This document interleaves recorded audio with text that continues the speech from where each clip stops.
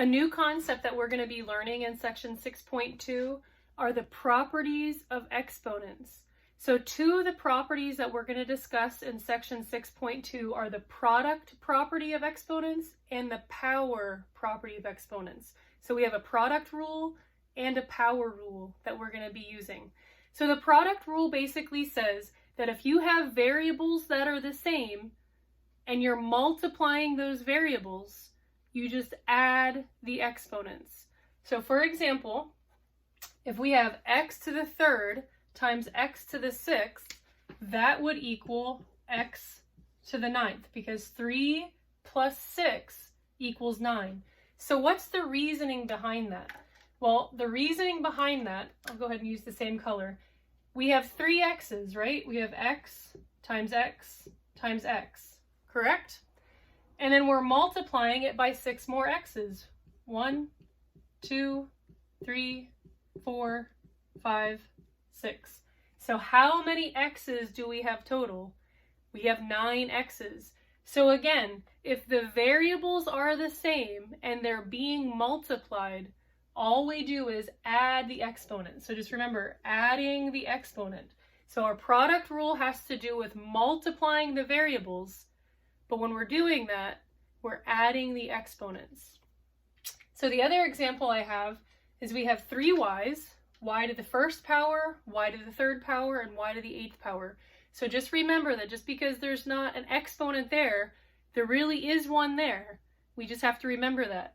So 1 plus 3 is 4, 4 plus 8 is 12. So this would equal y to the 12th. So we just want to make sure that we remember that a variable that doesn't have an exponent really does have an exponent of 1. So that needs to get added along with it whenever we're multiplying those variables together. So our power rule says that if we have an exponent on an exponent, so we have a set of parentheses and there's an exponent inside the parentheses, and then outside of the parentheses there's an exponent, we're going to multiply those two together. So in the example here, I have x to the third all to the sixth. So that is going to equal 3 times 6 equals 18. And again, if we were to, I'll come up here and do it, and I'll use a different color so that we can see it a little bit more clearly.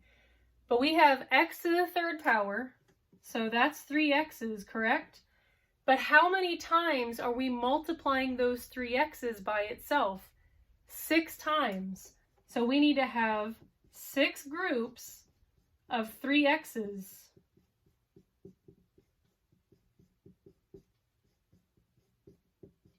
And if we count all those x's up, it's going to equal 18. So that's the theory behind the power rule. So just remember, if we have an exponent on the inside and an exponent on the outside, we're going to multiply those two exponents together. So in that case, we're going to be multiplying. So we just have one other example. We have y squared all to the 8th power. So again, 2 times 8 is 16. So we would simplify this as y to the 16th power. So this is just a brief overview. In the next video, we'll practice with these two, the power rule and the product rule. We'll practice with those a little bit more in the next video.